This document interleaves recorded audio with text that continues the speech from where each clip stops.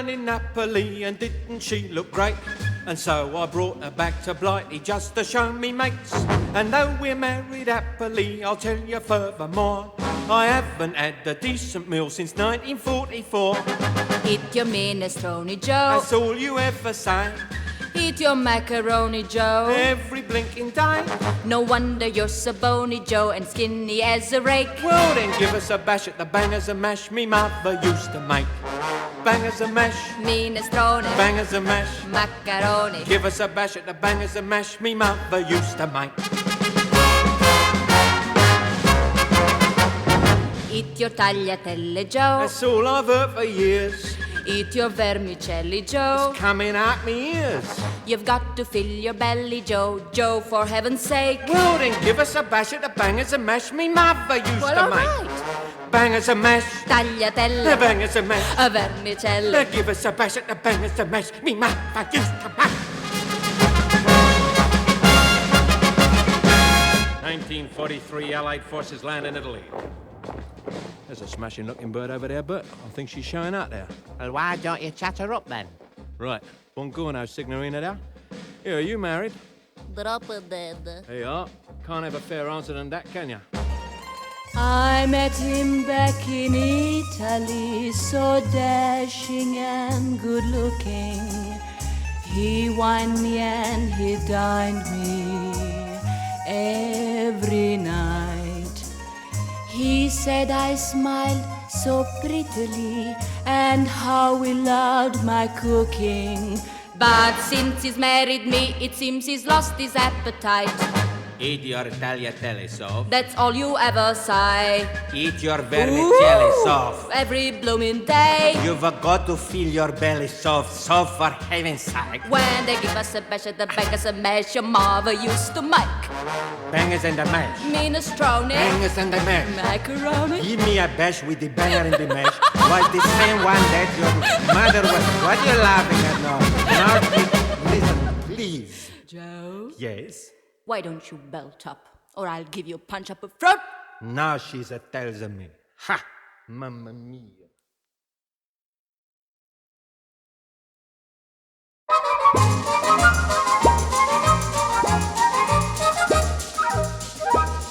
Oh, doctor, I'm in trouble. Well, goodness gracious me.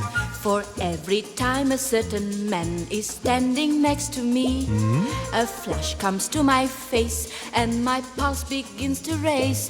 It goes boom, boody, boom, boody, boom, boody, boom, boody, boom, boody, boom, boody, boom, boom, boom, boom, boody, boom, boody, boom, boody, boom. Well, goodness gracious me. How often does this happen? When did the trouble start? You see, my stethoscope is bobbing to the throbbing of your heart. What kind of man is he to create this allergy? It goes boom, boody, boom, boody, boom, boody, boom, boody, boom, boody, boom, boody, boom, boom, boom, boom, boody, boom, boody, boom, boody, boom. Well, goodness gracious me. From New Delhi to Darjeeling, I have done my share of healing, and I've never yet been beaten or outboxed. I remember that with one jab of my needle in the Punjab, how I cleared up berry and the dreaded dysentery. But your complaint has got me really foxed. Oh, doctor, touch my fingers. Well, goodness gracious me. You may be very clever, but however can't you see? My heart beats much too much at a certain tender touch. It goes boom, booty, boom, booty, boom, booty, boom, booty, boom, booty, boom, booty, boom, boom, boom. I like it. Boom, booty, boom, booty, boom, booty, boom. Well, goodness gracious me. Can I see your tongue? Nothing the matter with it. Put it away, please. Maybe it's my back. Maybe it is. Shall I lie down? Yes. My initial diagnosis rules out measles and thrombosis, sleeping sickness, and as far as I can tell, Influenza, inflammation, whooping cough and night starvation. And you'll be so glad to hear that both your eyeballs are so clear that I can positively swear that you are well, Jakka. Put two and two together. If you have eyes to see, the face that makes my pulses race is right in front of me. Oh, there is nothing I can do, for my heart is jumping too. Oh, we go boom boody boom boody boom boody boom boody boom boody boom boody boom boom boom boom boody boom boody boom boody boom. Goodness gracious, How audacious, goodness gracious, how flirtatious. goodness gracious. It is me. It is you. I'm sorry, it is us.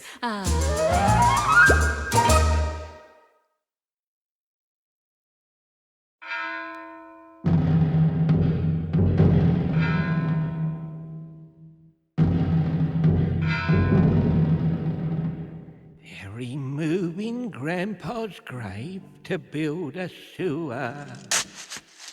They're removing it regardless of expense. They're shifting his remains to lay down sewage drains to satisfy the local residents. Now what's the use of living like an angel? If when you die your troubles never cease. 'Cause some society gink wants a pipeline for a sink. They won't let dear old Grandpa rest in peace. Oh mate, don't excavate, don't desecrate poor Grandpa's dugout. Oh Fred, although he's dead, he needs a place to rest his head. Now Grandpa in his life was not a quitter, and even in his grave he'll never quit. He'll dress up in his sheets and he'll haunt their country seats and only let 'em march when he thinks fit. Now won't there be some blinking consternation? And won't them rotten stinkers curse and rave? They'll get what they deserve, 'cause they had the blinking nerve to muck about with poor old Grandpa's grave. Oh, oh, oh, oh, mate, don't excavate, don't desecrate poor Grandpa's dugout. Oh, Jim, do pack it in, please let him rest in the pit.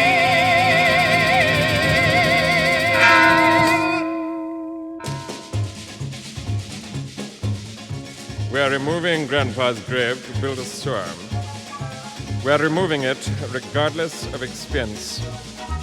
We are shifting his remains to put in some sewage drains to satisfy the local residents. Now, there possibly may be some consternation.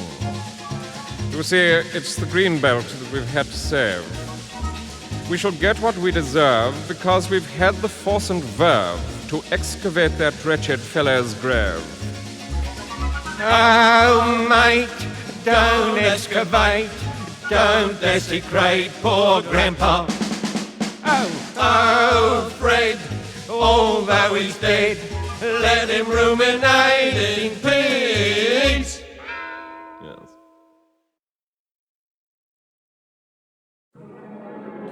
Once upon a time, in the year 2000, there lived on the faraway planet Venus a little boy called Jakka.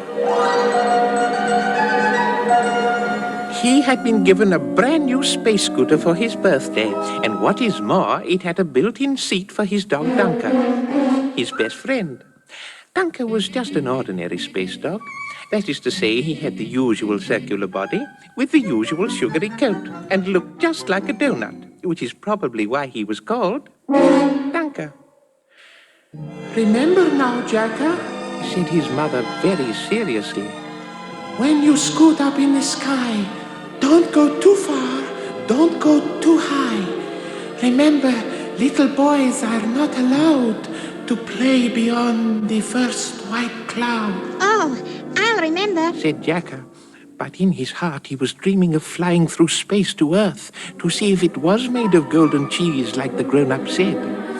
Well, that night, Dunker was so excited he wrinkled all up like a mince pie, and his sugary coat sparkled like icing. So just before dawn, they crept out of bed, out of the house to the space scooter shed. With a twitch of the switch, they were up and away.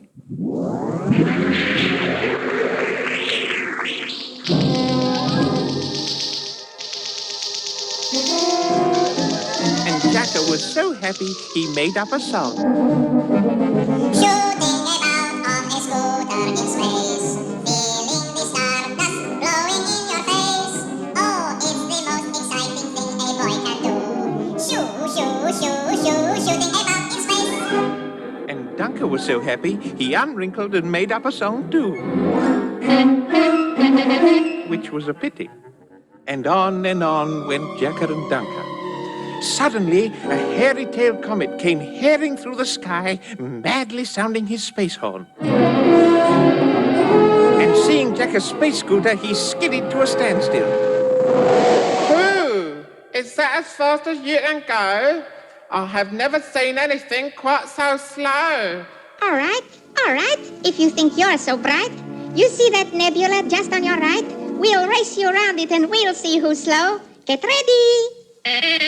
And the comet cried, Go!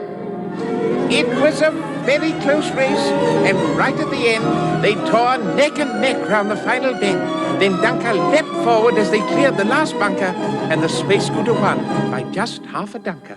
And the hairy-tailed comet, who was amazed, presented Dunker with a space horn for first prize.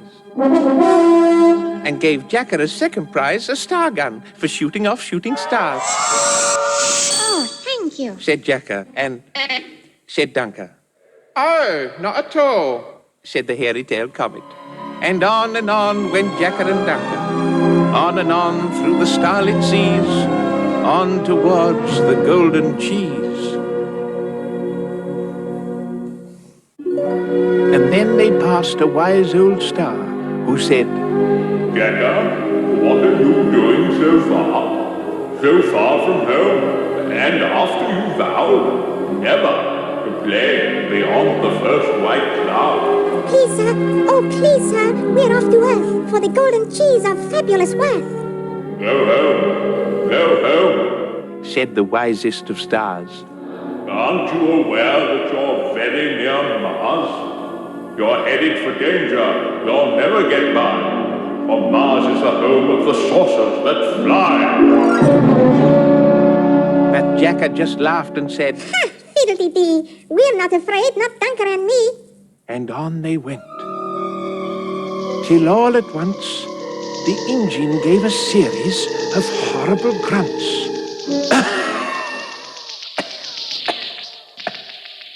Then spluttered and coughed and popped, then silence. And Jakka cried, Dunker, the engine has stopped. through space they dropped. Oh, there's Mars. Cried Jakka, Why didn't we listen to that wisest of stars? and the air was filled with a strange low humming. We're sunk. Look, Dunker, the saucers are coming. And nearer, on came the flying saucers. But all this time, Dunker had been thinking away, his forehead all wrinkled like corrugated pastry. And suddenly, with a triumphant, he straightened up, puffed up his circular body, and blew out a couple of tremendous blasts on the space horn. Of course, that's it. Cried Jakka, and picking up the star gun, he started shooting off stars just as fast as he could. But still the saucers came on, nearer and nearer. And then, in the far distance, Jakka heard an answering space horn blast. And with it, saw an answering cluster of shooting stars. And then, with a mighty swish and a cry of, "Hold on, Jakka!" the hairy-tailed comet tore past them and on into the flying saucers. Ah, that was a great and heroic fight. Those saucers were scattered left and right. Soon there wasn't a saucer left in the sky, and Jakka and Dunker had cheered themselves dry. And then back came the hairy-tailed comet, looking very satisfied with himself. Oh, thank you. Said Jakka, and said Dunker. Oh, not at all. Said the hairy-tailed comet. And he put Jakka and Dunker with their space scooter on his back, and singing merrily, they all returned to Venus. Well, they hadn't got the golden cheese, but there is always tomorrow, with tomorrow's adventures to come. And after all, they did have a space horn, and they did have a star gun. And who wants cheese anyway? Excuse me, Professor Cron, your spaceship is waiting. Oh, is it? I'll be right with you. Well, goodbye, kiddies. Goodbye.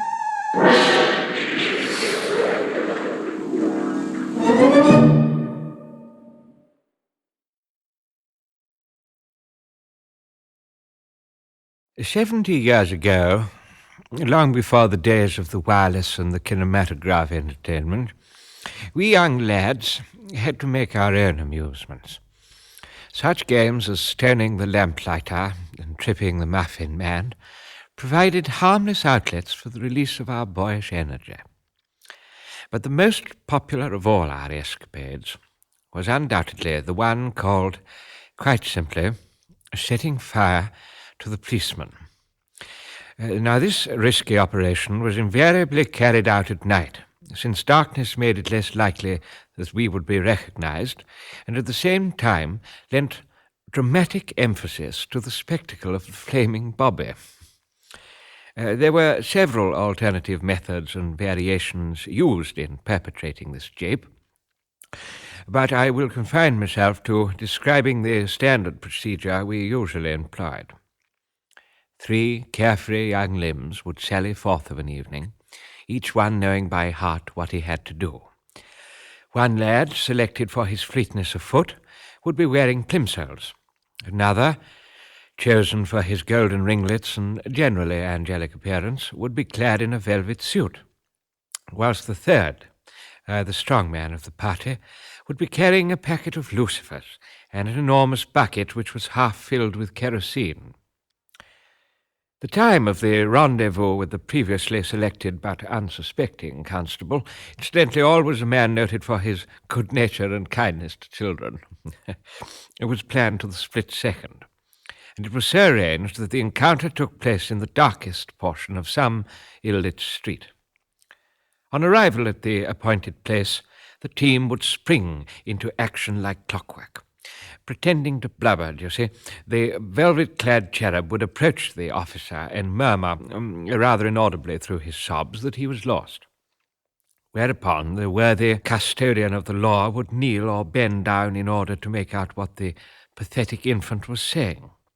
Now then, at this precise moment, the bearer of the kerosene-filled bucket would swiftly emerge from the shadows and empty the entire contents of his utensil over the peeler. Then, like lightning, a lucifer was produced, struck, run along the hem of the blue tunic, and, hey presto, yet another policeman in a state of combustion. Well done, lads. However, there's no time to be lost in self-congratulation. The fire brigade must be summoned before the constable can sustain any serious burns.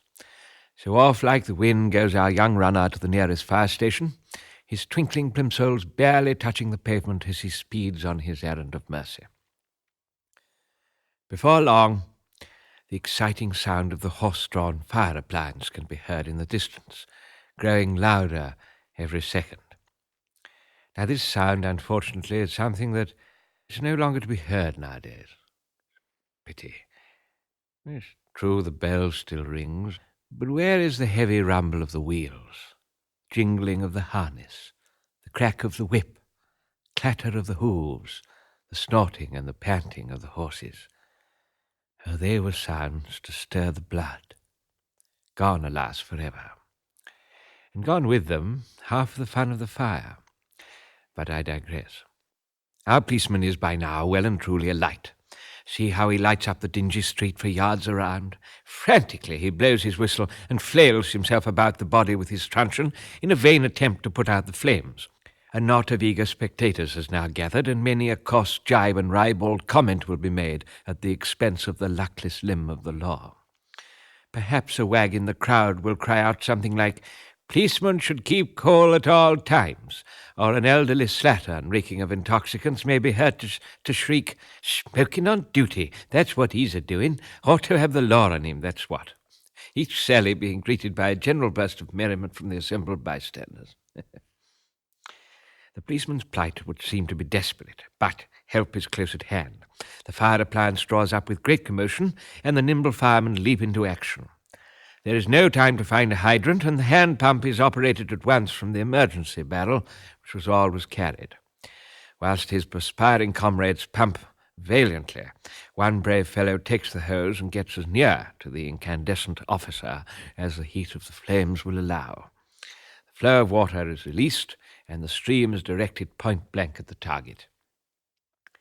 Much too soon it's all over, and there is nothing to look at save a charred and saturated object, scarcely recognizable as a human being, lying on the pavement.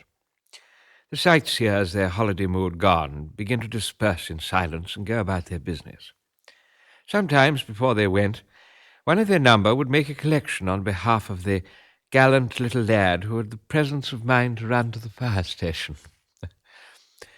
On these days it was 3 tired but very happy youngsters who trudged with their golden sovereigns and half-sovereigns jingling in their pockets, very pleased with their evening's work, and, after all, who can blame them? All this, as I say, took place more than 70 years ago, but even today, whenever I see a policeman, I am still gripped by an almost insane desire to set fire to him. I'd just like to say good afternoon, Mr. Banerjee, and take this opportunity of welcoming you and your musicians to the studio. Thank you very much. I'm very glad to have the opportunity of coming here. Tell me, have you found that there has been great enthusiasm for George Bernard Shaw in India? Oh my goodness, yes. We have got a lot of people in India and indeed in Pakistan who are loving to hearing the words of George Bernard Shaw. We are saying to ourselves over there, this man has got a great white beard, so therefore he must have great knowledge. And so we are saying to ourselves, that is what we are wanting. That is what we are wanting. We are wanting to hear words of this man so that we can learn them and sing them and play them.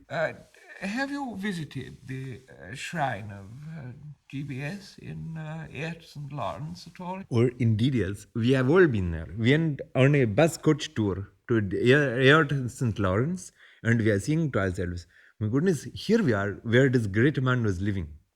And we went in the first days to look around, and we are saying that is where he was sleeping, and this is where he was eating, and this is another room, and all kinds of rooms in this house were very good for us to know of. Have you taken the story of My Fair Lady and as it stands, or have you changed it at all? What have you done with it?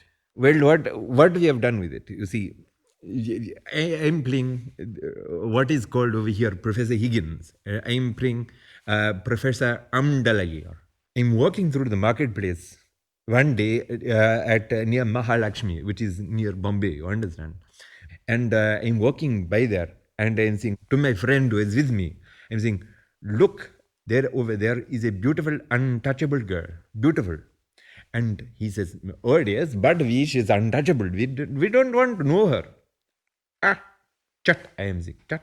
I am making her touchable. That is what I am doing.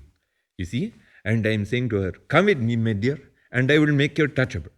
And she said to me, no, I am untouchable. That's good enough for me. Do you have a good caste? Oh yes, indeed. I come from a very high caste. Oh yes, I can safely say that. No, I wasn't referring to what I mean. Is there a good cast in the show? Well, yes, we have a very excellent cast. I am sorry, I misunderstood what you were saying. We have all kinds of stars from India. We have 2 people from Assam. We have another woman that has come all the way from Ceylon.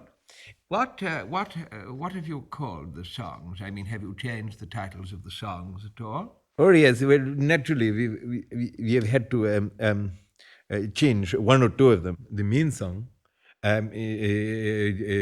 have featured is we have now called "Get Me to the Taj Mahal on Time," and I've grown accustomed to your dhoti, and I would like to sing for you now this beautiful song.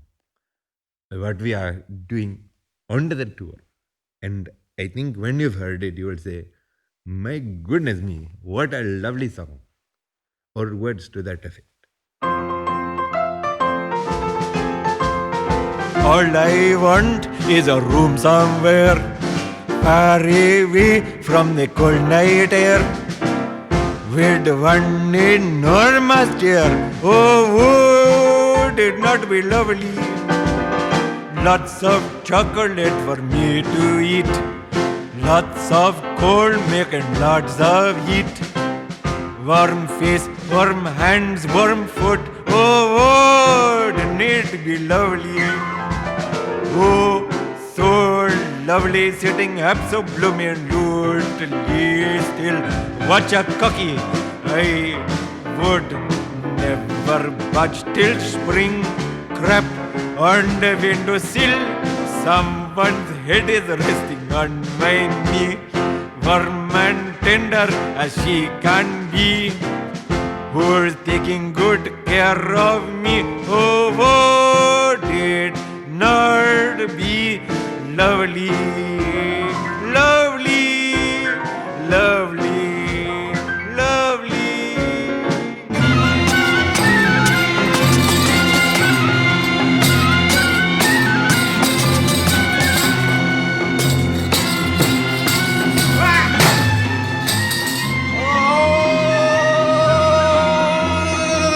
Oh, so lovely, sitting absolutely still. I would never budge till spring crept on the windowsill. Someone's head is resting on my knee, warm and tender as he can be. Who's taking good care of me? Oh, would it not be lovely?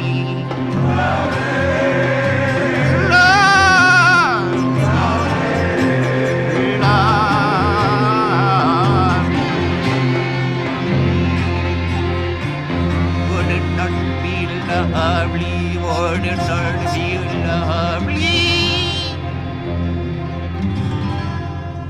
Thank you.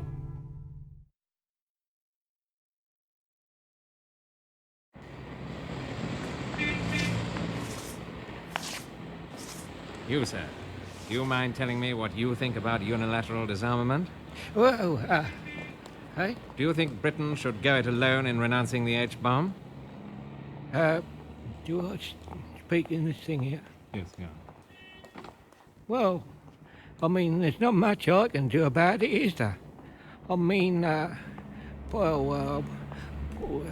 up to the government, isn't it? I mean, they started all this here atomic lark, didn't they? Well, what I says is let them finish it. If they started it, that's what I say. Let them sort it out and leave us old people alone. Yes, but what are your views on, for example, the moral implications of nuclear warfare, if such a thing should ever come to pass? Well, I mean, you only die once, can't you? I mean, it's like we used to say in the war when the Bosch was dropping all his stuff. I mean, if yours numbers on the stuff what he's dropping, well, you have to keep smiling, really, didn't you? I mean, that's how we went and licked Hitler. I mean, we packed up our troubles and rolled out our barrels and all that sort of thing, Caper. I see, thank you. And How about you, madam? Do you worry about the possibility of a nuclear war? Well, I just don't think about it at all. I haven't got the time, what with the kids and the shopping and all. But do you think we should retain the bomb? Well, I suppose it's all right in its way if you like that sort of thing. Well, I mean, I don't know much about it, I'm afraid. I can't say I'm fussy one way or the other, really. I mean, if the balloon goes up, it goes up, doesn't it? Why worry? I can tell you I haven't lost any sleep over it till now, at any rate. Ta. Thank you. Now, you, sir, have you any views on the bomb? What bomb? Right. Madam, perhaps you could tell me what you think about, you know. I like it. Only my husband's on nights, you see, and it makes it terribly difficult if we want to. Well, you know.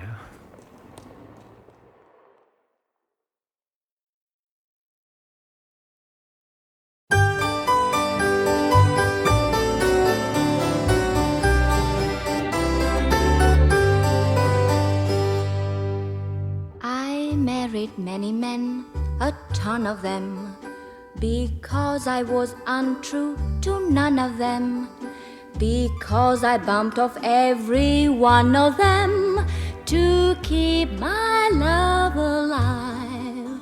Sir Paul was frailly looked a wreck to me. At night he was a horse's neck to me, so I performed an appendectomy to keep my love alive. Sir Thomas had insomnia, he couldn't sleep at night. I bought a little arsenic, he's sleeping now, all right. Sir Philip played the harp, I cussed the thing. I crowned him with his harp to bust the thing. And now he plays where harps are just a thing to keep my love alive, to keep my love alive.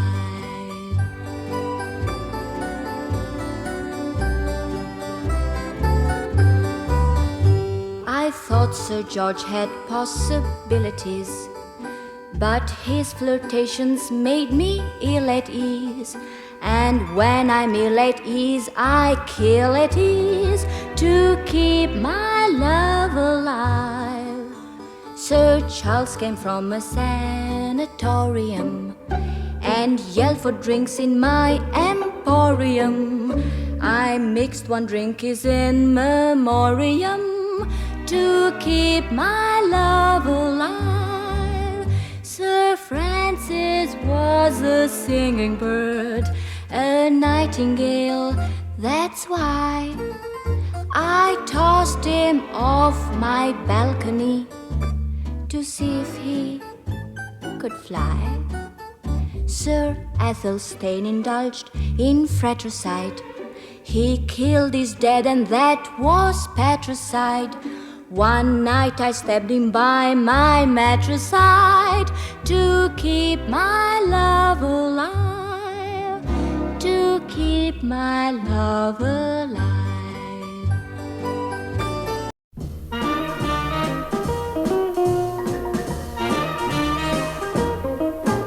Carina!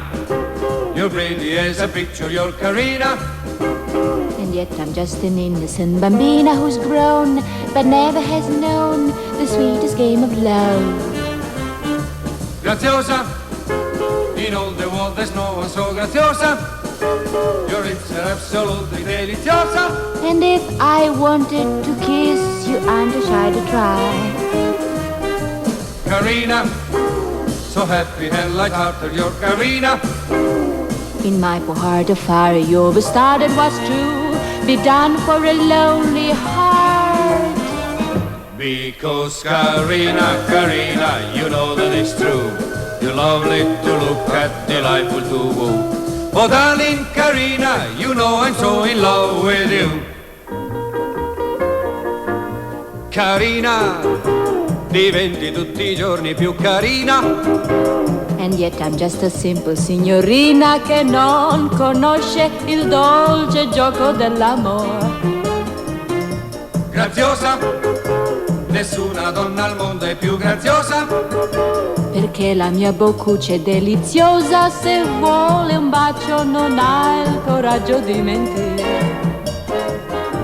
Carina, allegra e spensierata sei carina, ma con il broncio sembri ancor più bella. Tu sei la stella che manca in cielo Bambina mia, you go to my head like champagne. To bed, all your love is completed in vain. For men come and go, but Carina's here and here she will remain. Carina's here and here she will remain. Carina's here and here she will remain.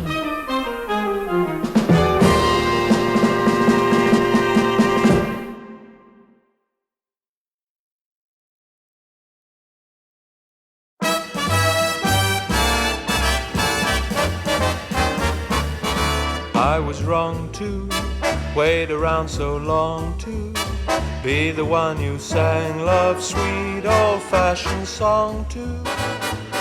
For I find you've lost your spell. Fare thee well, little Jezebel, fare thee well. How I pine, dear, for the smallest sign, dear, just to hear you say that come what may your mind, dear. But it took too long to tell. Fare thee well, little Jezebel, fare thee well. I stood your highs, your lows, your yeses and your nos, but you could never make your mind up. And now at last those nervous days have passed, and this you will observe is the wind-up. What elation, no more hesitation. I've a mind inclined to celebration. Au revoir, chère mademoiselle. Fare thee well, little Jezebel. It's been swell, little Jezebel. What the hell, little Jezebel? Please be kind to the likes of me. Don't run off and leave me. I was young, high-strung. Please stay and don't grieve me. Please be good just as I'll be good. From now on, believe me, I was wrong, headstrong, to behave so naively. Then let's forget the past and try to make this last. Let's bury, as they say, the hatchet. Let's repair this on and off affair, and where it seems threadbare, let's patch it. What elation, Please be good, no more just as hesitation. I'll be good. I've a mind inclined to celebration, and will Never say, ever say, fare thee well again.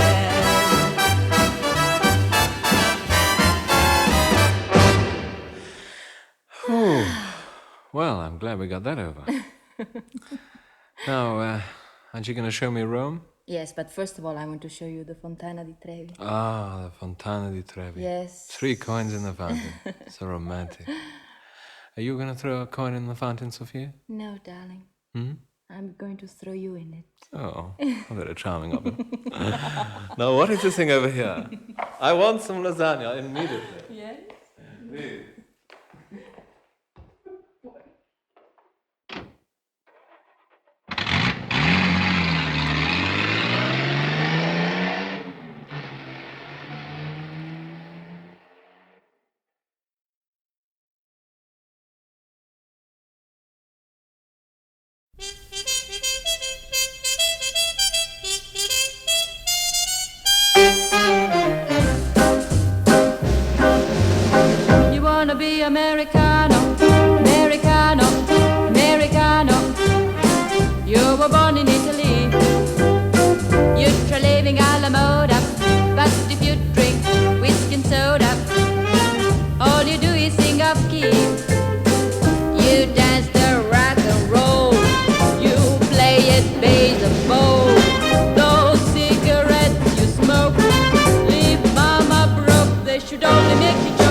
wanna be Americano, Americano, Americano. You were born in Italy, don't you know it's not New York City? Okay, Napulita, you wanna be America, you wanna be America.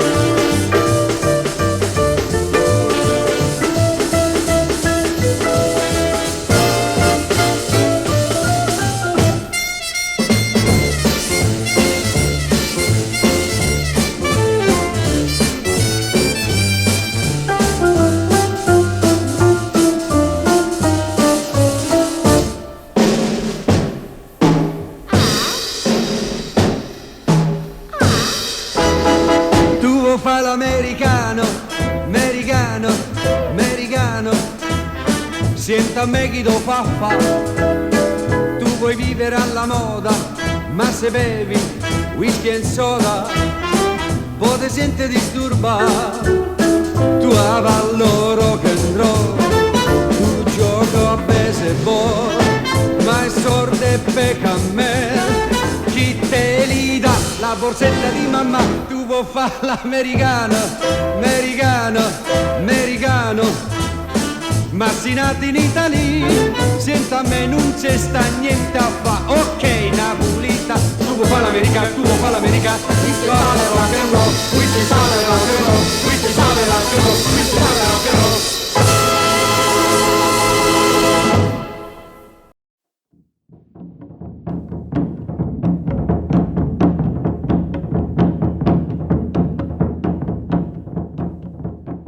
Now, in previous talks, I've already said something concerning certain birds, beasts, fishes, and insects, which I've had the opportunity of studying whilst serving the flag in various parts of the empire. However, now I intend to deal very briefly with the topic of native servants.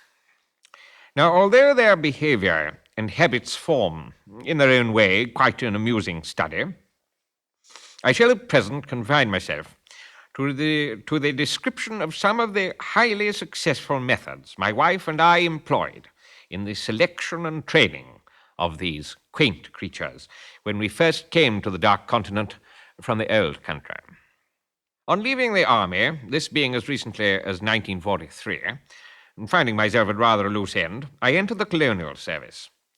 Almost immediately, I was sent out in an administrative capacity to take charge of a small, fever-ridden district in British East Africa. As soon as we arrived, one of the very first things my wife and I did was to set about selecting and training as houseboys some honest blacks. Now, interrogating scores of possible candidates was an exhausting business, but at length we chose 6 of the cleanest and least physically repulsive applicants, who also combined a proper respect for authority, a modicum of intelligence, and a willingness to learn. Our training methods were simple in the extreme, misdemeanors being rewarded either by a cuff on the head, the imposition of a fine commensurate with the gravity of the offence, or in the case of very severe breaches of discipline, varying numbers of lashes with a rhinoceros hide whip. With regard to this last form of punishment, I must confess in all fairness to myself that on the rare occasions when I was called upon to administer it, I derived little enjoyment from the task. Within 3 weeks, our 6 boys, they were always called boys, although some of them may very often be mature men with large families. Anyway, within 3 weeks, they had all, so to speak, come to heel, and things proceeded fairly smoothly from then on. On the day we had to leave, some 3 years later, our boys who had gathered to see us off were obviously overcome emotionally. Great tears rolled down their ebony cheeks, and indeed they all appeared to be on the verge of hysteria, simultaneously laughing, crying, jumping up and down, and giving vent to semi-articulate cries. I don't mind telling you I was so overcome by this loyal demonstration that as I said goodbye to my head boy, Something made me stretch out my hand and actually grasp the astonished fellow's black paw. It was probably the proudest moment of his life, and it made me proud too when I reflected that only a little more than half a century ago he would have been a slave. I like to think that even now, as the sparks of some campfire fly upwards into the African night, a dusky storyteller holds his audience spellbound, telling of that memorable occasion so long ago when the big white boss shook him by the hand and helped to make Africa what it is today. Thank you.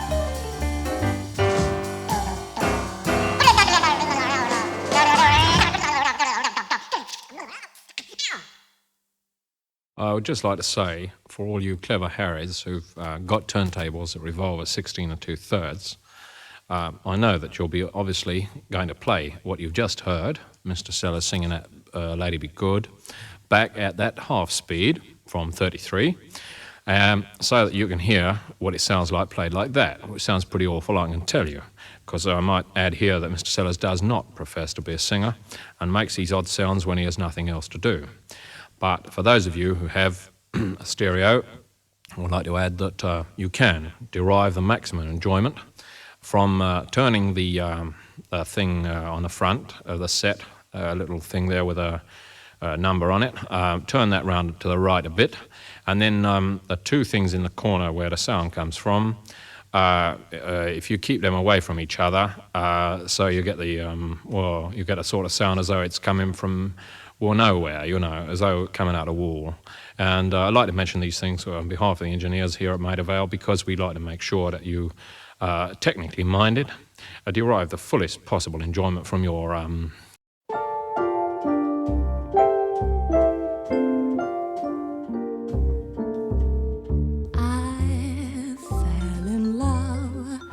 with an Englishman, a sweet and simple Singlish Englishman. No Romeo as I had planned, but oh, the thrill when he holds my hand. I thought I'd fall for that Latin love, but this is smooth as satin love. I'm that in love, my mind goes tinglish when I just think of Englishmen.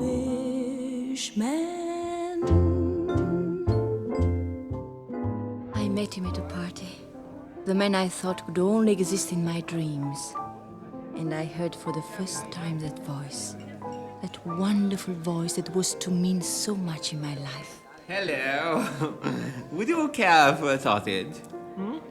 I thought at first it might have been the wine, but it was not. Then almost before I could recover my breath, he spoke to me again. You will excuse me, won't you? But, you're sitting on my fruit salad. I knew then that this was going to be something beautiful. He looked at me with those eyes, those heavenly cool blue eyes, and said, I dare, you're not by the remotest chance interested in cricket, are you? I suppose it was then that my life really began. Of course, I adored his sense of humor. Every woman did.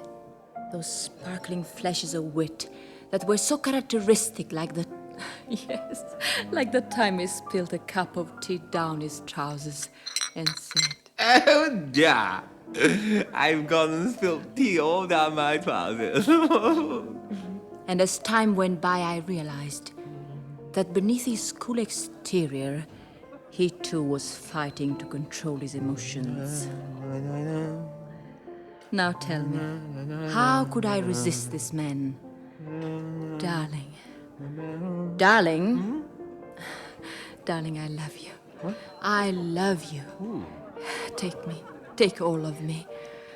Oh, darling, if you knew how I've waited for this moment, how I've counted the seconds. Oh, my love, my dear, sweet, darling love. Just hold me tight. So tight, and tell me. Darling, my love, please tell me.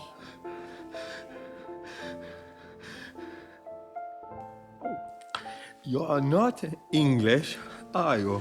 He was like an animal, sensuous, barbaric, primitive. What hope had I of winning such a charming and sophisticated man of the world? Me, a poor, simple Italian girl.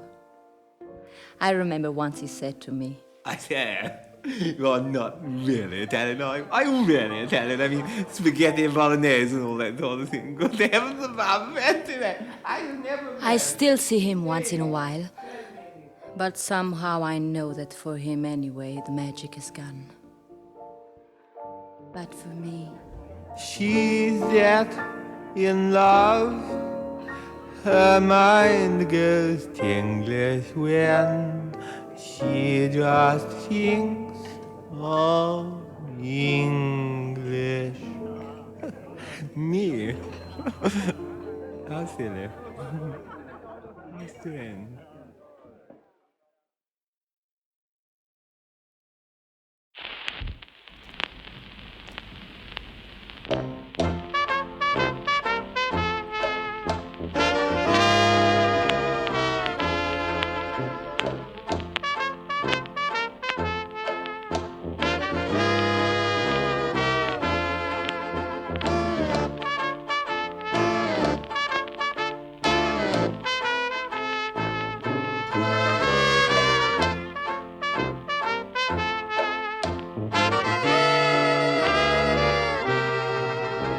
If you like a ukulele lady like you. If you like to linger when it's shady, ukulele lady linger too. If you kiss a ukulele lady, will you promise ever to be true? And she see another ukulele lady fool around with you. Maybe she'll sigh and maybe she'll cry. Maybe she'll find somebody else by and by to sing to when it's cool and shady, where the tricky wicky wack is woo. If you like a ukulele lady like you.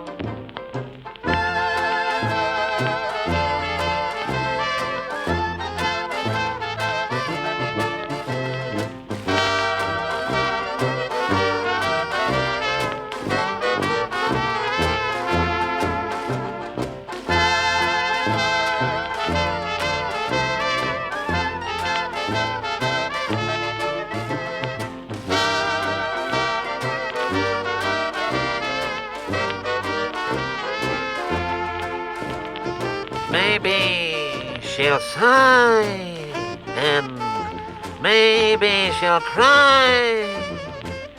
Maybe she'll find somebody else by and by to sing to when it's cool and shady, where the tricky wicky wack is woo. If you like a ukulele lady like you. Red-o, double kabobbles, red-o, hobs all your troubles, D-E-A-T-T-O, that's red-o, better for you, red-o.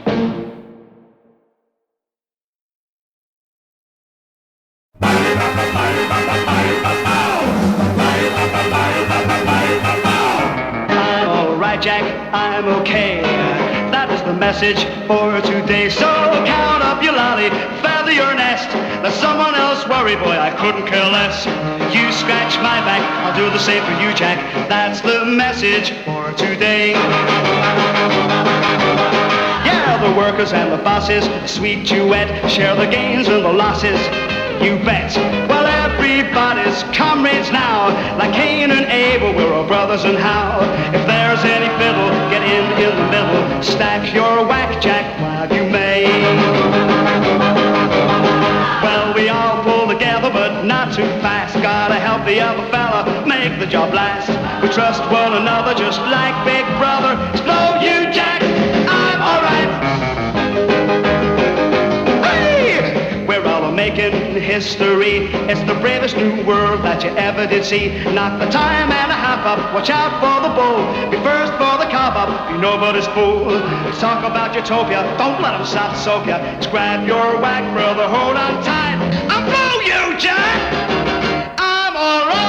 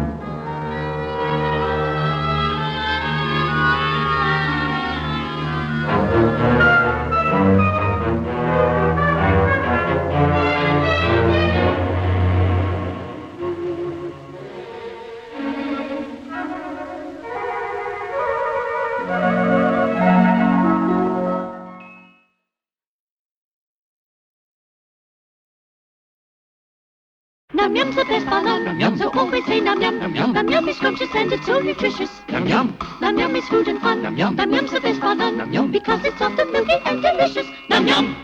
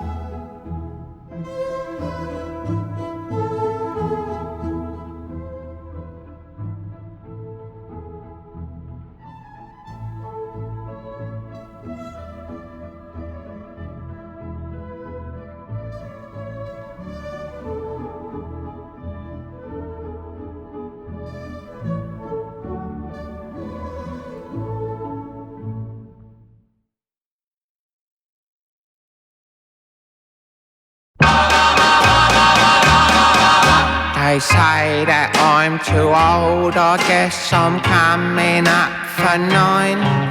Me curly hair is getting thin, it's all them women and wine. But I'm oh so ashamed, it's been 3 weeks since I had a record in the top 20 pop. It hurts me when I think says out. At 8 I was top of the pole. They screamed every time I just opened me mouth and rocked in the aisles with me roll. Now I'm oh so ashamed. They all say me discs are flops, 'cause I haven't got a record in the top 20 pops. I I've tried oohs and I've giggled. I've rocked it and I've skiffled. I've sung an old song and not no one could make out a word. It's the truth. I've clapped me hands till the blood run. I've had echo till me head spun. Till me head spun. Till me head spun. But they say you're too old, too long in the tooth. Give us you. I've had me breakdown in the papers. Dyed me hair a luminous green. I wobble me hips in sexy like capers. And me sideboards meet under me chin. But I'm oh so ashamed. It's been 3 weeks since I had a record in the top 20 pops. I've held high notes real classy till me eyes went all glassy. I've sung a duet with myself, nearly ruptured me throat. I've tried humming and not drumming. I've broke 10 guitars with me strumming. But it always turns out some Charlie has done it before. What's the matter with me platters?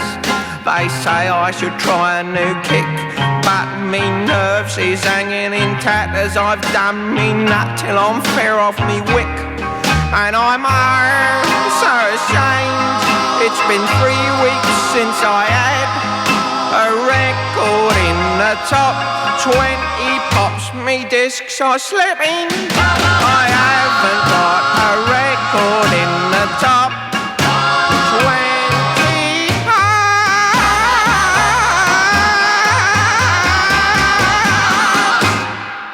Please buy this record. Please.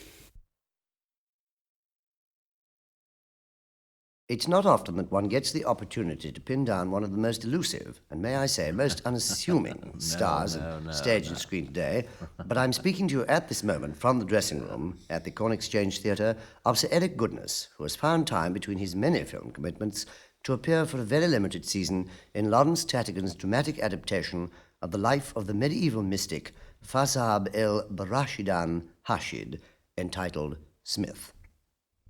Now, first of all, Sir Eric, perhaps you'd care to tell our listeners how you come to be playing this most unusual role. Well, I wouldn't have thought it was all that unusual.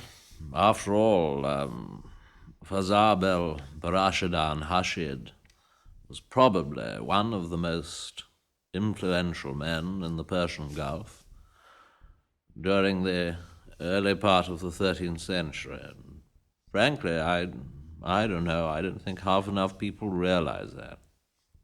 Sir Eric, what first made you think of this subject as a dramatic role? Well, I would say, I don't know, what would I say? I would say the script. That's very interesting. I think that's what I'd say. Yes. And what exactly are you trying to achieve in your portrayal? Well, you know, it's a fascinating study of, what shall I say, a man. I mean... A man... I'm so sorry. No. A man who died as he had lived in the early part of the 13th century.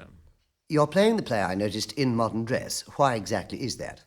Oh, well, there are two reasons for this. Yes? Yes. Well, what are they? What are what? The two reasons. Oh. Well, we're playing the play in modern dress, firstly because we feel, we all feel that the problems faced by the Persians in the early part of the 13th century have some reference in our lives today. That's very true. And secondly, because we couldn't get any 13th century Persian costumes. I do wish we'd known, Sir Eric. We might have been able to help you out there. Well, I wish we'd known that you had some, perhaps because we would have landed on you instead of having a mad panic, which we all... Oh, dear, it was terrible. Now, tell me this, Eric, what does the play as a whole set out to do? I mean, as a whole. Well, I would have thought that was perfectly obvious. Well, perhaps you'd care to enlarge upon that. Well, the play as a whole, you see, is an endeavor. What shall I say? An artistic endeavor. Yes, it is a collective artistic endeavor. A collective artistic and humanistic endeavor. To do what? It is an endeavor to bring to the common man a portrait of a man about whom we know practically nothing. What do we know about him, in fact? What kind of a man was Fazab el-Rashidin Hashid? Well, he was a mystic. See, that is one of the reasons he called himself Smith. Of course. But what kind of a mystic he was remains a mystery. That, you see, is the whole point of the play. And if you miss that, well, I'm afraid you miss the core. Quite. Found that some people come in to see it and miss the core and go out feeling rather disgruntled. Other people come in and capture the core and go out thoroughly satisfied. And you know, there's no pleasing everyone. Well, it's undoubtedly a very brave and noble undertaking, Eric, and I'm sure that the lifeblood of modern theatre will spring from you such... see, may I say, it is an attempt. I'm so sorry. No, I'm sorry. It is an attempt to make the name of Fazab el-Barashidan Hashid. Stupid of that. Hashid means something to everyone. 15 minutes, Eric. Oh, thank you. You will excuse me. I've 15 minutes to go before I get made up, and I really must do my bongo practice. Well, of course. I have to cover myself in brown liquid stuff, and it's also terribly messy, and I want to get it on my bongos. Yes, of course. So, to the pulsating sound of his bongos, we must end this all too brief encounter with Sir Eric Goodness and return you to the studios. The stars that shine above will light our way to love.